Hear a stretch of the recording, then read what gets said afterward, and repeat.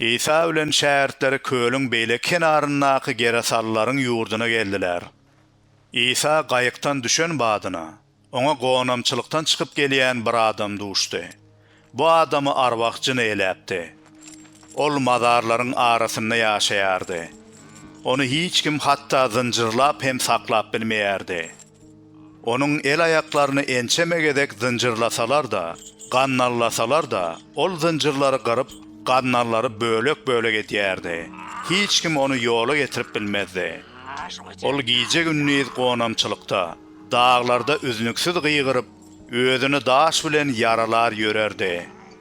Ol İsany uzaktan görüp, ılgap geldi-de, onun öňüne diýdine çöküp tagzim etdi.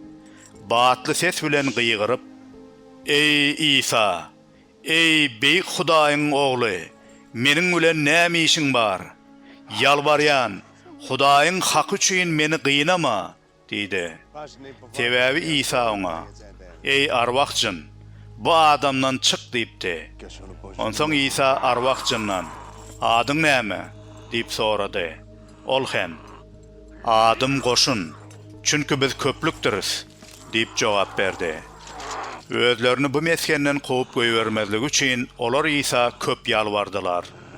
Şol ýerdäki dağın etegine ullakan bir doňuz sürüsi otlap ýördi. Arwak jynlar İsa ýalbaryp, "Bizi şol doňuzlaryň arasyna göýber, olaryň içine gireli," diýdiler.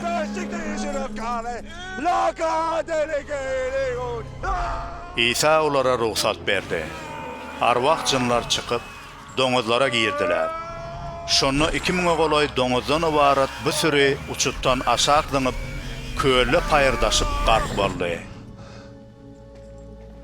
Doňuz çopanlary bolsa gaçyp gidip, şäherlerdir owalara bu wakany habar berdiler.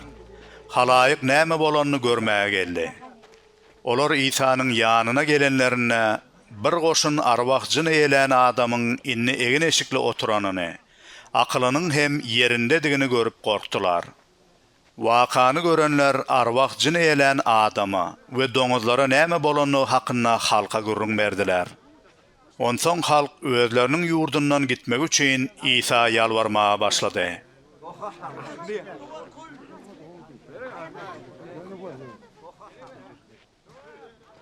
İsa gaýga münenne arwak jyndan halas bolan adam ondan özü bilen gitmäge ruhsat sorap ýalbardy. Emma İsa muňa ruhsat bermedi. Oňa, "Öýüňe, özünkileriň arasyna git.